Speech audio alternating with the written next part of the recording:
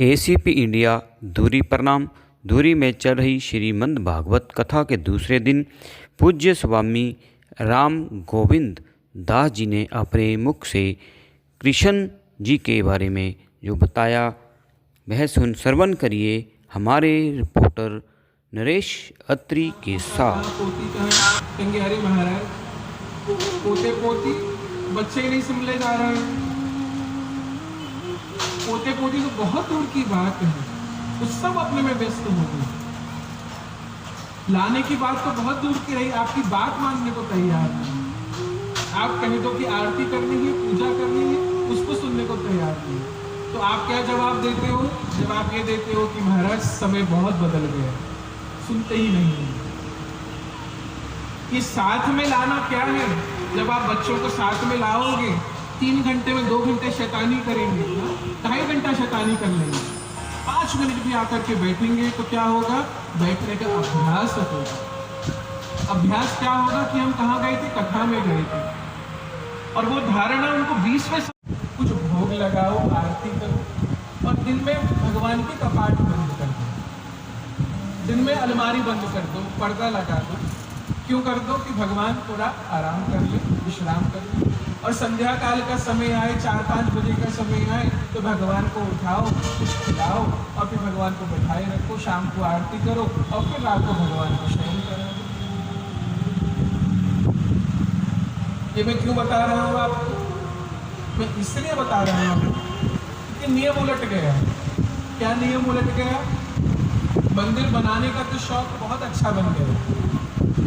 जो कोठी बनती है बड़ी बड़ी, जो बड़े बड़े मकान बनते हैं तो बहुत बड़ा मंदिर बनाया जाता है, लेकिन उस मंदिर में जब भगवान स्थापित किए जाते हैं तो उनको ऐसे ही छोड़ दिया जाता है। बैठे रहिए,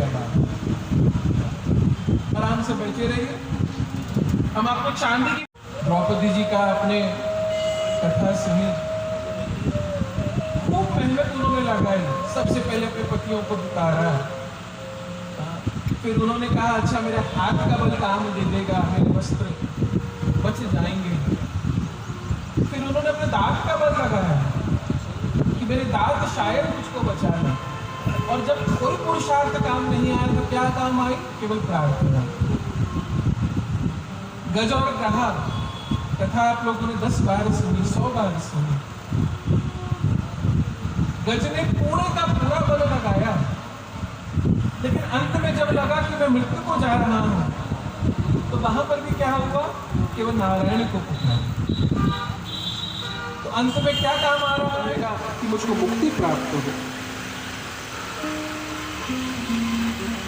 श्री नारद जी जब ऐसा कहते हैं तो व्यास जी श्री नारद जी से कहते हैं कि आपको ये ग्रंथ कहां से प्राप्त हुआ,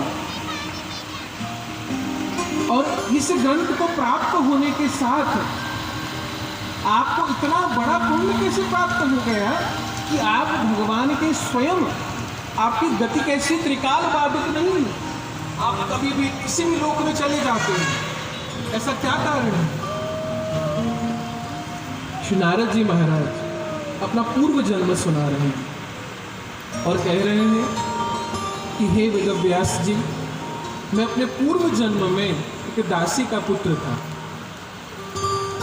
और मेरे पिता का देहांत बहुत जल्दी हो गया, और केवल मैं अपनी माँ के साथ नगर में रहता। और एक बार वहाँ पे चातुर्मास की बेला आई, और उस चातुर्मास की बेला में अनेक अनेक साधु संतों ने आकर के वहाँ पे सत्संग प्रवचन किया, और मैं भी उस सेवा में जाता। उस सेवा कथा का समय दोपहर 3 बजे तो लैके शामी 6 बजे तक है। आप भी कथा विच परिवार